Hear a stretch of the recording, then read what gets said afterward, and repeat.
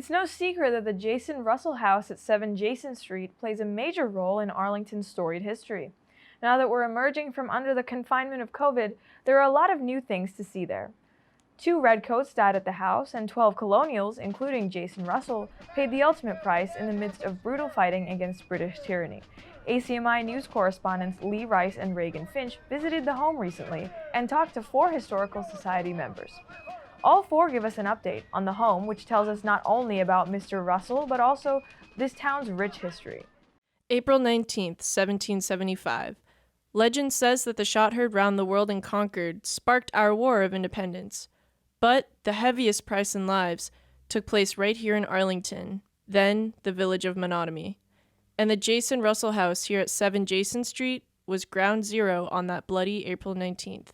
Since this home was purchased by Arlington Historical Society in 1923, it has undergone countless renovations to clarify the events of that fateful day. 100 years later, this home is still revealing some fascinating secrets, thanks in part to the adjacent Smith building, which now serves as a new museum.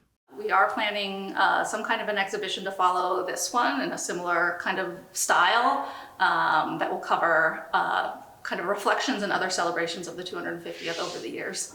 The Jason Russell House and the museum that we're standing in are both open for this season, Saturdays and Sundays, 1 p.m. to 4 p.m. The Jason Russell House is by guided tour, and this exhibit is self-guided. And they're both open at the same time. I was absolutely fascinated with the Pompierre Ladder for 2 reasons. First of all, how did it work exactly? What's the thing about that giant hook up there? Very evil looking. And second of all, how did it not break in use? Because look how skinny and delicate it is, especially that center spine. It has a cross section of no more than 1 inch by 2 inches. How come it didn't break under the weight of a fireman and fireman's clothing, let alone somebody on the fireman's back? How this was used was, first of all, you had to be a very good athlete in super conditions. So imagine there's a burning building in front of you. There's a guy about to die of smoke inhalation on the 3rd floor. You have this ladder in hand. You run toward the building and you throw it, at least the hooked end of it, up to the 2nd floor. He's on the 3rd floor, and the hook pierces the window, breaks the glass if necessary, and hangs on the sill. You get on the ladder from the ground, climb up the ladder, and throw yourself into the room of the 2nd floor, okay? And then lean out like this and hoist the ladder up to the level where he is, get out and climb up again, presumably put him on your back, sounding heavy, isn't it? And climb down and save his life. Sounds simple? No, it's not.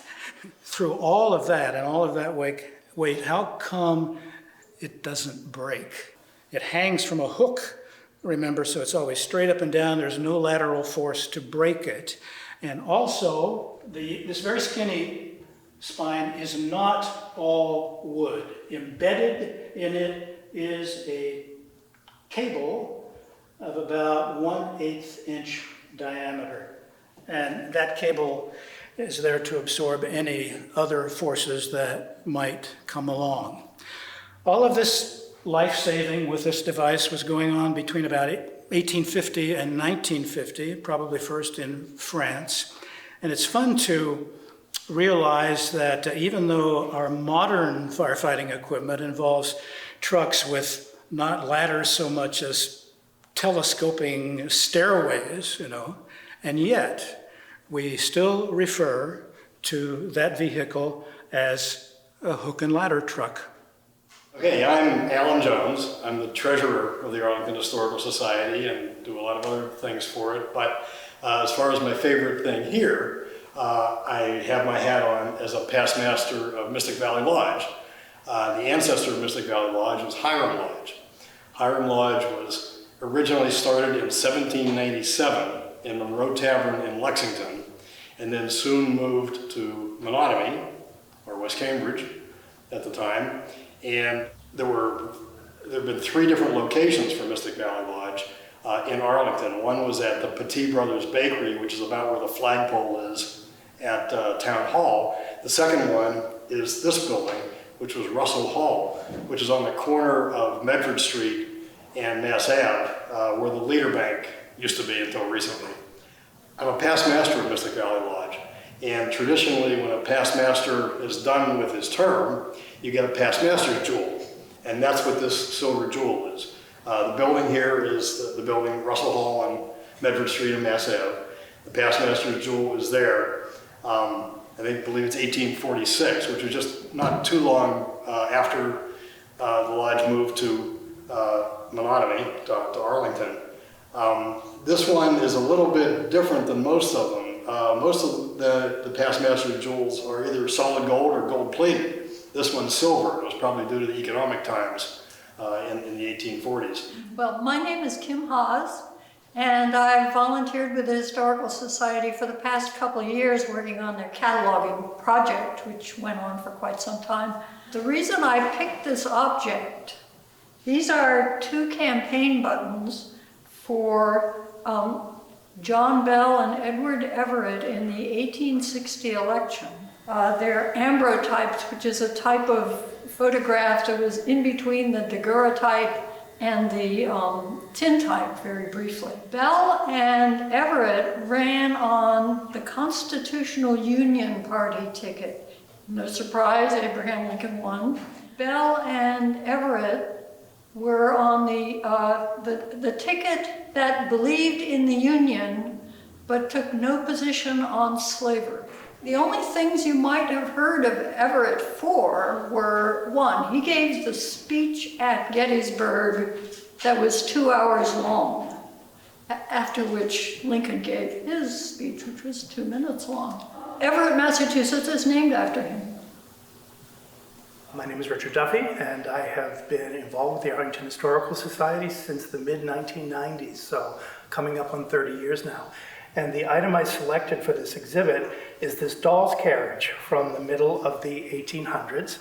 And the reason I chose it is it's a great piece of manufacturing, but not mass production, rather craftsmanship, as you can see in the way of the jigsaw work and the spindle work and things like that. And it is a style of carriage made for a doll, but that would have been just like the style of carriage that would have been used for transporting children and babies. And we had a baby carriage manufacturing mill on the Mystic River that was powered by the waters of the tides. It was a tide mill operated by Benjamin Franklin Woods. And the story of his mill and his struggle to keep his mill going on the Mystic River in Arlington was turned into a novel by world-renowned author John Townsend Trowbridge. And it was fictionalized as Tinker Brothers Tide Mill. And we see a wonderful 1884 edition of that novel that we place adjacent to the baby carriage. So there is a wonderful fiction story that is very closely patterned off of real-life events right here in Arlington. For ACMi News, I'm Lee Rice. To learn more about the Jason Russell House, all you have to do is go to the website of the Arlington Historical Society, arlingtonhistorical.org. Again, that's arlingtonhistorical.org.